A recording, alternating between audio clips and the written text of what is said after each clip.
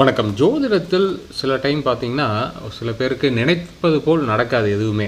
ஆனா, பக்கத்தில கூட இருக்கிறவங்களுக்குலாம் நடக்கும். நீங்க பார்த்தீங்கன்னா, இப்போ ஒரு சர்டிஃபிகேட் கோர்ஸே ஒருத்தர் பண்றாருன்னு வைங்க, ஒரு காலேஜ் முடிச்சுட்டு, எக்ஸ்ட்ராவா ஒரு கோர்ஸ் பண்றாரு அப்படின்னா, அந்த கோர்ஸை வைத்து அந்த சர்டிஃபிகேஷன் வச்சு மத்தவங்களுக்கு வேலை கிடைக்கும். ஆனா, இவருக்கு மட்டும் கிடைக்காது. அதே மாரி எல்லாமே அப்படிதான். பிசினஸ்ல ஒரு மாடல் இருக்கும். ஒருத்தர் ஒரு தொழில் பண்ணுவாரு.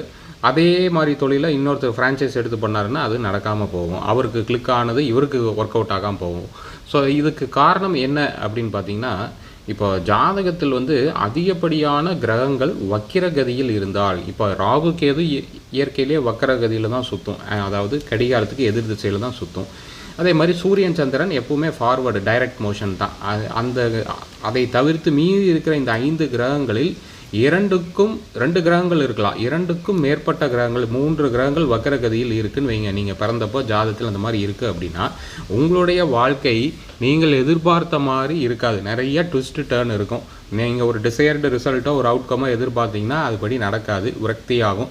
விரக்தி ஆயிட்டு கொஞ்ச நாள் கழிச்சு மெதுவா நடக்கும். ஆனா, தசாபுத்திகளை பொறுத்து. அந்த தசை இப்போ குரு உச்சமா இருக்கு, ஆனா வக்ரமா இருக்கு அப்படின்னா, பவர் கம்மியா இருக்கும். நம்ம சேனல் சப்ஸ்கிரைப் பண்ணிட்டு பாருங்க. யூடியூப், இன்ஸ்டா ஃபாலோ பண்ணுங்க. இதை பத்தி ஃபுல் வீடியோ போட்டு